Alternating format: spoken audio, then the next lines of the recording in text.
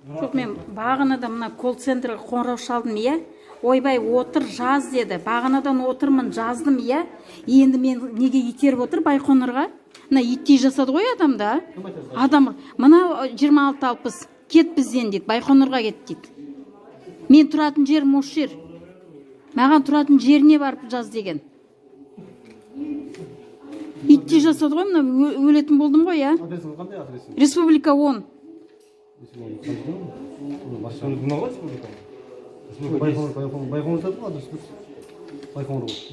Енді мен қайдан білем, қандай сот қай жерде. Бұрын осы жерде келетінмін. Мен бүкіл шаруаларым осында шешілетін. Мен көшіп арттарынан жүрем ба? Кім қайда көшкенін, қай жерге көшкенін, неше зат алды, неше затпен кетті екен. Соның бәрін зерделеп арттарынан жүрейін ба? Жоқ, менім нем қайда? Мен өмір бақи, мен өзім сотымның шаруасын осы жерде шешіп жүргем. Осында келетінмін. ДТП болсын, осында келем. Не болса, осында келем. Бәрін осы жерде шешетімін.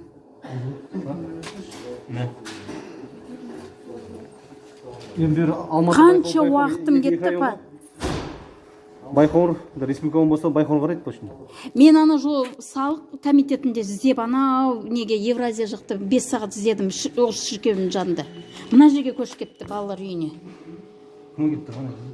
Итте жасап отырмын, адам ұлы санамады ғой мені. Жоқ, көмектесе ма? Көмектеспей ма мына сот? Немесе белсенділерді қамаудан басқа ештеңе білмей ма сот? Басқа звондады 26-60-қа. 26-60 жаңағы сол айтты ғой, кет Байқоңырға кет, сен маған қарамайсың деп. Біздің басымызда солай түсемін дейсің. Жоқ, бұл сот бар ғой, тек қана белсенділердің артынан андып, солар соттағанға жақсы. Ал халыққа көмектесу жоқ, иә? Секундтың ішіне қамайды да 15 тәулікке, 20 тәулікке қамап жатыр, қанша мұсылмандарды қамап жатыр. Ал қарапайым халыққа көмектесе ма, көмектеспей ма мына сот? Иттей жасады ғой. Шақырсын төрағасын. Төрағасын, мен шапочка ауыстырамды, шимайлап ауыстырамды, мен осы жерден бір өкілін жіберсін, Байқоңырға өз апарсын. Мен төлейтін госпошлинам да жоқ. Әрбірден сон. Счетымда ақша да жоқ. 26-03 звондан председатель.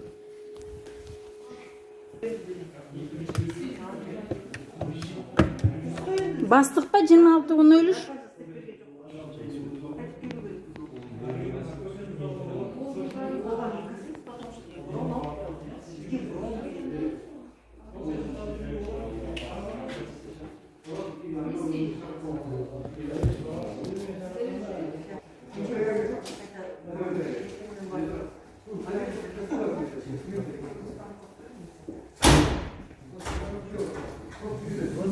қанша теңге тұрады, қайдан білеміз?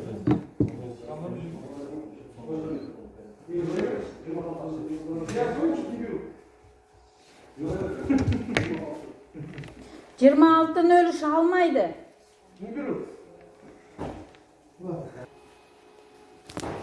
Дәлелде ауру бар екен. Қандай? 26-03 қоңырау шалып жатырмын, көтермейді. Аха, 26-03. Көтермей жатыр. Көтеріңіз қазір, да? Звондайды қазір. Аха. Жас.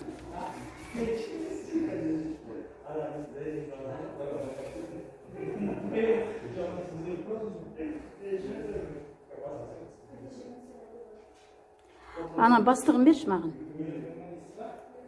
Төрағасын, соттың төрағасын. Сейдахметова. Үлкен мәселе.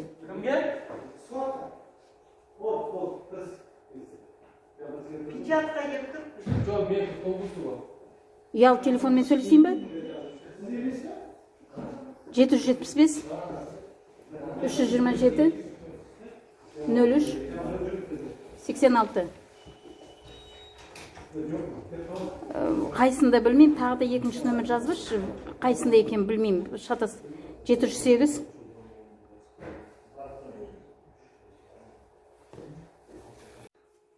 Кеңсе меңгерушісі Арман Токаров.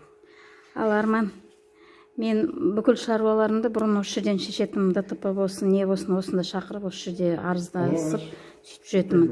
Мен кім қайда көшіп кеткенін қайдан білемін? Көшіп кеттік деп менен қашақтап отыр. Мен өзім республикада тұрам ба? Республикада. Болды, мен өзімнің мекен жайыма жазып отырмын. Мынау Динар Шариповна деген оқу орталығы меңгерушісі. Мені 7 ақпан күні былтыр жұмысқа алған. Мұғалім, бастауыш сынып. Содан мен бұл балаларды оқытып жүріп, 16 наурыз күні карантин басталып кетті. Ол мен үйге жіберді, айтты, мен үйге барғанда маған ақшаңызды бере тұрыңызшы, мен енді зарплатымнан ең құрмаған жарысын есем. Жіберем деді де, карточка бәрін жібердім, жіберем де сол қалып күтіп отырмын. Енді мұғалім ғой, айғайлап айтпаймын ғой, ақша бер деп. Содан жоқ. Содан кейін неге бардым мен? Бас прокуратура, мамырда ма, есімде жоқ, қағаздарын алып келем тағы.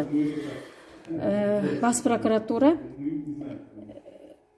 бір бірдеңке қазір мен тауып алам.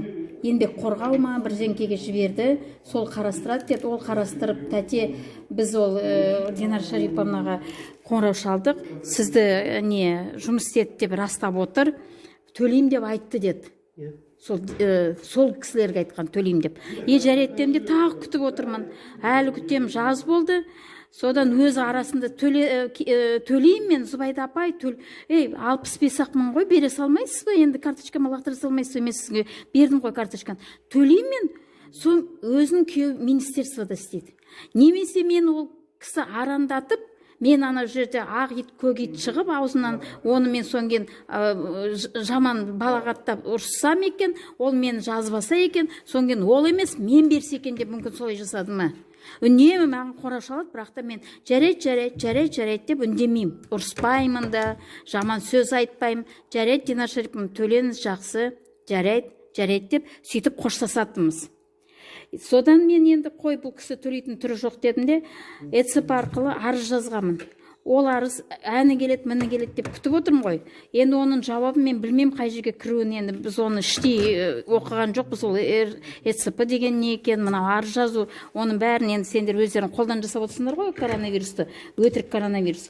Содан бұрынғыдай қабылдауға болады ғой, дәстүрлі бойынша. Жоқ, аласыңдар да міне онлайн дейсіңдер, кедейдің адамдар міне бәріміз қырылып өлейік, а сендер ол жерде тірі отырыңдар, Сонген таң қалатын азаматтық белсенділер секунд ішінде осы ұстап алып, қамай салып, сондай тез жасай қоясыңдар. Мынау халықтың мына мұқтажын неғып орындамайды осы сотқа керек жоқпыз ба қалғандарымыз? Халық белсенділерді ғана аңдып отыр ма? Назарбаевқа қарсы шыққан, Назарбаевты ғана қорғап отыратын сот. Халық керек жоқ, қырылып қалсын, геноцид народа настоящий. Өліп қалсақ та керек қылмайды.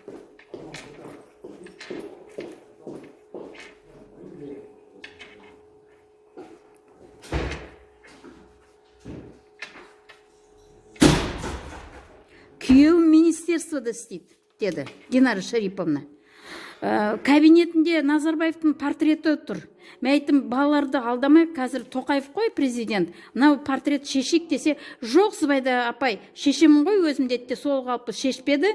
Содан Қытайға бізді баяғыдан сатып жіберген, неғып сонша бұлқан талқан шығады деді, Қытайға сатып жібергеніміз де керек қылмайды. Сонген менің ең құрмағанда бір ана айтқан өзінің сол балаларын жақсы оқыттым.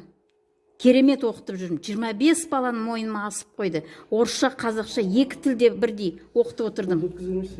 Арызыңызды өткіземейсің. Міне енді соны алмай отыр ғой, Байқоңырға кет деп отыр. Неге Байқоңыр? Байқоңырға кет деп отыр ғой маған. 26-60. Жауапкер мынау Сейфуллин 6-да. Жоқ, мынау қалай? Мен ол Динар Шариповнаның оның жеке куәлігін мен қалай қолыма аламын? Оны телефонмен де қазір сөйлесуге болады. Өйткені бұның үстінен арыз түсті. Сейфуллин көшесі 6-шы Сол жұмыс орны, оқу орталығы сонда. Балаларын керемет оқыттым. Бір балаға тырнағым нем тиген жоқ, қол ұшым. Ата-аналар жақсы көріп сыйлап, балалары күшті оқып, күшті болып отырғанбыз, карантинға жіберді. Енді ақшаны беріңіз, мен енді үйде тамағым жоқ, ішетінде әні берем, міні берем деп сондай мені нетіп отыр. күтіп міне 11 ай болды. 11 ай болды зарплатасыз отырмын. Ана кісіде сіз еңбек шарттарына кірдіңіз бе? Еңбек шартты айтайын. Басында келгенде еңбек шартына Зубайда апай отырамыз, күте тұрыңыз, күтіңіз деді. Содан мен оған жоқ отырыңыз демеймін ғой, енді алданып ақша керек.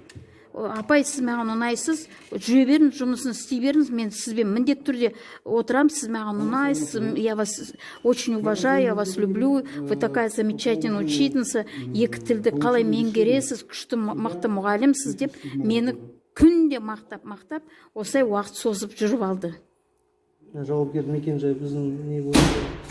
Ауданға жатпайды. Сарыарқа немесе Байқоңыр. Онда мына хатшыма біреу сол Байқоңырға апарып тастасын, мен Байқоңырға баратын шамам жоқ. Мен қазір қол аяғым дірілдеп отыр, мен жаман қазір нетіп отырмын. Барым келмейді. Жіберіңдер сонда. Хатшы арқылы жібересіңдер ма, өздерің хатпен жібересіңдер. Яғни мен уже жүре алмаймын, артық жүренге. Жүретін ақшам да жоқ ары бері. Көшірмеден өткізіңіз. Айтқан сөзіңізді қазір. Мұнда арызды көрсетіп қойдыңыз ба? Қандай құжаттар ұсынасыз? Құжат менде не құжат? Ана трудовойымды қазір іздеймін, жеке куәлік көшірмесін берем. Содан кейін мынау видеом бар.